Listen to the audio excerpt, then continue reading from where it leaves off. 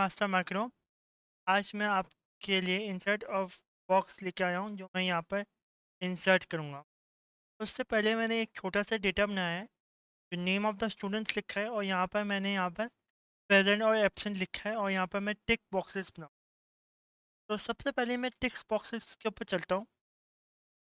यहाँ पर मुझे टिक्स बॉक्सेस के लिए एक टैब चाहिए विच इज़ डेवलपर टैब, जो मेरे पास नहीं है रिबन। तो सबसे पहले मैं रिबन में वो डेवलपर टैब लेके आऊँगा। अगर आपके पास विंडोज़ है, यहाँ पे आप क्लिक करें, लेफ़्ट क्लिक करें और कस्टम रिबन पे आएँ, तो आपको वहाँ पर डेवलपर टैब मिल जाएगी। अगर आपके पास मैकबुक है, तो अगर आप यहाँ पर क्लिक करें और मोर कमांड्स पे आएँ, यहाँ पे आप देखें, यहाँ पर क्विक बार एक्सेस टूल बार की ऑप्शन दिख रही है, जो ये है। इसमें आप ऐड और सब्ट्रैक्ट भी कर सकते हैं। इसके बराबर में आप देखें, तो आपके पास रिबन की ऑप्शन है।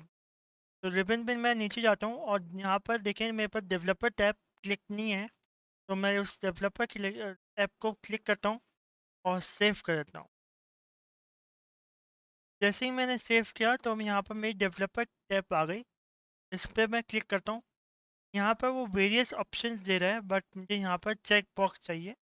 तो मैं चेक बॉक्स के ऊपर क्लिक करता हूँ और कहीं भी मैं चेक बॉक्स को ड्रॉ कर देता हूँ। ये चेक बॉक्स 54 मुझे नहीं चाहिए, तो मैं सिंपली इसे एडिट करता हूँ और इसे ख़त्म कर देता हूँ।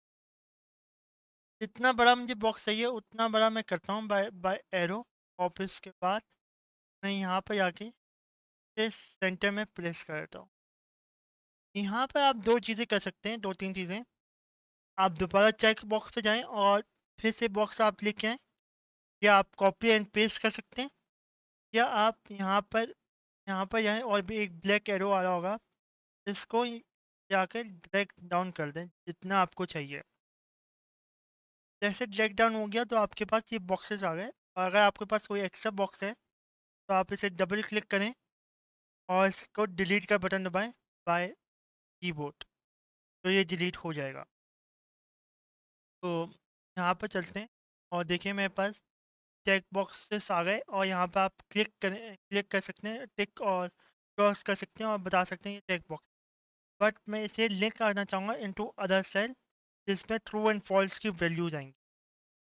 तो मैं इस वाले सेल पे जाऊँगा और डबल क्लिक करूँगा और यहाँ पर मैं कस्टम कंट्रोल पे आके मैं क्लिक करूँगा। तो यहाँ पर मेरे पास कस्टम कंट्रोल आ गया। बाय डिफ़ॉल्ट ये अनचेक हुआ हुआ है, इसको मैं चेक भी कर सकता हूँ, मिक्स चेक भी कर सकता हूँ, बट मेन मकसद मेरा सेल लिंक का है। तो मैं ये सेल लिंक करूँगा फ्रॉम E3 से। तो मैं E3 को सेल लिंक करूँगा। अगर आप 3D शेडिंग चाहते हैं तो आप 3D शेडिंग भी कर सकते हैं यहाँ पर क्लिक करके, बट मैं सिंपल लिखना चाहूँगा अभी और ओके कर दूँगा। अगर मैं दूसरी तरीके से बताना चाहूँ तो आप यहाँ पर आकर कंट्रोल 1 दबाकर आप फिर से ये डायलॉग बॉक्स आ जाएगा आपके पास, बाय यूजिंग कंट्रोल 1 शॉर्टकट की। और यहाँ पर भी वही चीज़ करनी है और यहाँ पर ओके करना है। ये दोनों हैं। अगर आप यहाँ पे जाके क्लिक कर, जैसे मैं फॉर एग्जांपल यहाँ पर क्लिक किया, ये ट्रू हो गया। और यहाँ पर मैं क्लिक एंड डबल क्लिक किया तो ये फॉल्स हो गया। इसी तरह से एक और शॉर्टकट है जो आपको मैं करके दिखाऊंगा। अगर आप यहाँ पर जाएं और इधर जाके आप जस्ट टाइप करें इज इक्वल्स टू और इस सेल को क्लिक करें और जस्ट एंटर कर लें, तो आपका ये वाला सेल भी ऑटोमेटिकली ये भी एक लिंक हो गया आपके। मैं एक एक करके आपके हर सेल को लिंक करूँगा और दिखाऊंगा कि कैसे लिंक करते हैं। मैंने यहाँ पर एक एक सेल को लिंक कर दिया और यहाँ पर ये ट्रू एंड फॉल्स की बहुत सारी वैल्यूज दिखा रहा है। अब मैं काउंट एफ या काउंट ए लगाऊंगा और दिखाऊंगा आपको कि वैल्यूज कैसे आती हैं। अगर मैं काउंट लगाता हूँ, काउंट मतलब कितने नंबर्स हैं, और मैं काउंट इफ लगाता हूँ, काउंट इफ इसलिए लगता है, ये बताता है कि इफ का मतलब कोई कोई वैल्यू से वो इनपुट निकाल ले, तो इसके लिए इफ लगाते हैं। तो यहाँ पर काउंट इफ लगाऊंगा। सिंपली मैं यहाँ पर एफ एक्स को दबाता हूँ यहाँ पर, और यहाँ पर बहुत सारे फॉर्मूलाज आ गए मेरे पास। मैं सिंपली काउंट एफ को दबाऊंगा और यहाँ पर क्लिक करूँगा। जैसे काउंट एफ पे क्लिक किया तो ये मुझे रेंज मांग रहा है। रेंज मेरी ये है। फिर ये रेंज आ गई और मुझसे यहाँ पर क्राइटेरिया पूछ रहा है, आपको कौन सा क्राइटेरिया चाहिए। तो आप कोई सा भी क्राइटेरिया लिख सकते हैं जो आपको चाहिए। जैसे मैंने क्राइटेरिया लिखा तो नीचे मुझे रिजल्ट शो कर रहे हैं, आपके पास 14 आंसर आने चाहिए यहाँ पर। देखिए मेरे पास 14 आंसर ही आया, बट ये इन टर्म्स ऑफ परसेंटेज है। इसको मैं न्यूमेरिक कर देता हूँ, तो ये जनरल कर देता हूँ और देखिए 14 आ गया आंसर। आप वापस चलते हैं और मैंने ये वापस ये बॉक्स पे क्लिक कर दिया। अगर आपको फॉर्मूलाज यहाँ पर चाहिए तो आप यहाँ से निकाल सकते हैं।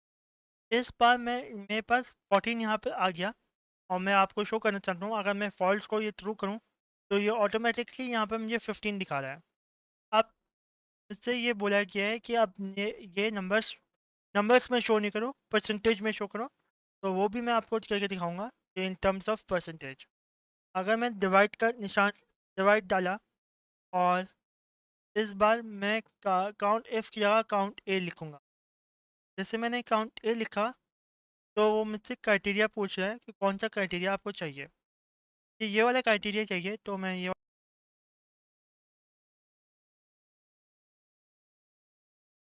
तो ये आंसर मेरा 0.883 करके कुछ आएगा और इसको मैं एंटर करूँगा। अभी वो पी इसलिए दिखा रहा है क्योंकि वो जनरल जनरल में है, तो इसको मैं जनरल को चेंज करके इन टर्म्स ऑफ परसेंटेज लिखूंगा। तो ये इन टर्म्स ऑफ परसेंटेज दिखा रहा है। तो यहाँ पर मैं अगर क्लिक करता हूँ तो ये परसेंटेज डिक्रीज और इंक्रीज हो रही है बाय बाय टिकिंग और नॉट टिकिंग। तो इस तरह से मैं ये भी देख सकता हूँ कि इतने बच्चे इन टर्म्स ऑफ परसेंटेज मेरे पास प्रेजेंट है और इन टर्म्स ऑफ परसेंटेज कितने एब्सेंट है वो भी निकाल सकता हूँ बाय -1। 1 से माइनस करूँगा तो वो भी वैल्यू आ जाएगी इस तरह से। अगर मैं इक्वल्स टू करूँगा और 1 से फिर मैं माइनस करूँगा ये टर्म, तो ये टर्म मेरे पास आ गई कि इतने बच्चे मेरे पास एब्सेंट है। और इस तरह से मैं यहाँ पर शो कर सकता हूँ ये 83 आ गया, ये 17 आ गया, ऑटोमेटिकली मेरे साथ चेंज हो रहा है ये नंबर। तो अब मैं आपको कलर कलर ग्रेडिंग दिखाऊंगा कि कलर ग्रेडिंग कैसे होती है। तो कलर ग्रेडिंग के लिए हम लोग होम पे चलते हैं और होम पे हम लोग कस्टम फॉर्मेटिंग पे चलते हैं और कस्टम फॉर्मेटिंग में हम लोग मैनेज रूल पे आते हैं। जैसे हम लोग मैनेज रूल पे क्लिक करेंगे तो ये बॉक्स आएगा हमारे पास। इस बॉक्स में हम लोग एडिट रूल्स पे जाएंगे। जैसे एडिट रूल्स में आया हमारे पास ये वाला बॉक्स आया, इस पे हम लोग डेटा बार में जाएंगे। जैसे हम लोग डेटा बार में आए और हमने ग्रेडियंट चूज़ किया, और फिर इसके बाद वो मैक्सिमम और मिनिमम कैसे चाहिए हमें, तो मैंने ये डिफाइन किया मुझे इन टर्म्स ऑफ परसेंटेज चाहिए। तो आप इन टर्म्स ऑफ परसेंटेज या इन टर्म ऑफ नंबर जैसे भी चाहें आप निकाल सकते हैं। तो मैंने ये निकाला तो ये ऑटोमेटिकली ये बोल रहा है कि कितना चाहिए, हाँ मिड पॉइंट पे चाहिए या आप वो अपना वो खुद करे। तो मैं उसको पूरा का पूरा चांस दे रहा हूँ, जैसे उसे निकालना है निकाले। और जैसे ओके किया और इस तरह से कोई फॉर्मेट मिलेगा मेरे पास। और जैसे मैं ओके करता हूँ तो ये देखिए कलर ग्रेडिंग से मेरे पास यहाँ पर मुझे यहाँ पे शो हो रहा है कलर ग्रेडिंग। अब मैं आपको ये दिखाऊंगा कि अगर नंबर ऑफ स्टूडेंट्स मेरे पास एब्सेंट होते हैं तो अलग से मेरे पास सारे के सारे एब्सेंटीज ऑफ द स्टूडेंट मेरे पास ऑटोमेटिकली आ जाएंगे बाय यूजिंग द फॉर्मूला।